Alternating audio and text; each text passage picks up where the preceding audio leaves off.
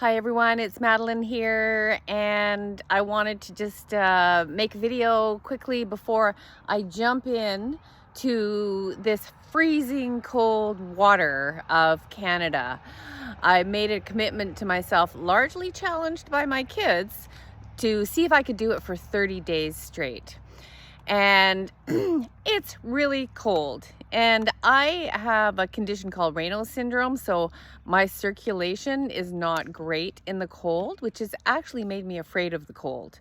So I'm working through my fears because I know that every time you work through one fear, a whole new world opens up. So that's my challenge. But the reason I'm jumping on here right now is that I want to talk for a moment about panic attacks.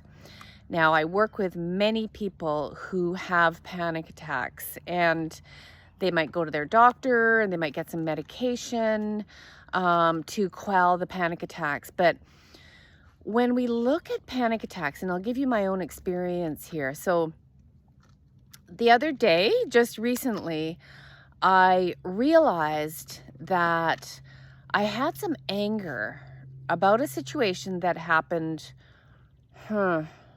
maybe 6-7 years ago. And for some reason, something in my environment reminded me of it. Something triggered it. And I felt this anger in my belly. And what happened next was I started to breathe like you're hyperventilating. And I realized, wow, this feels almost like the beginning of a panic attack.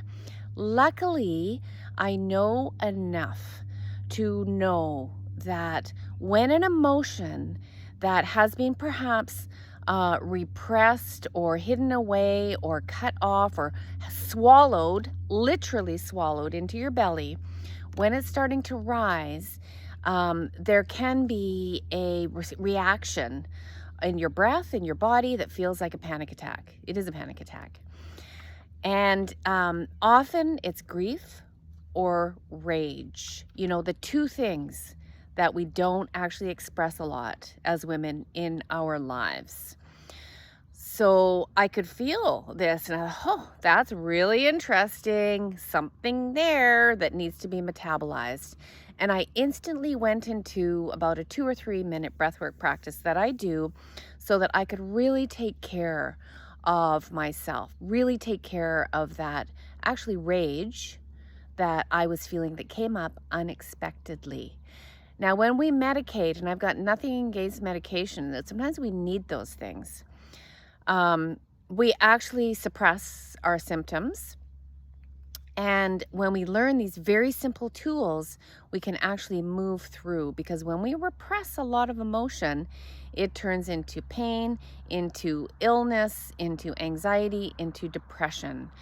And this is where the magic can happen. Simple practices to move the emotional energy, anger, rage, grief, that's just a name that we labeled it with, right? That's a man-made construct. But what's actually happening is your aliveness got trapped in your belly. And womb breath work, really simple practices, can start to move that through so that I could come out the end feeling love for myself in that moment 6-7 years ago, where I went and I swallowed it.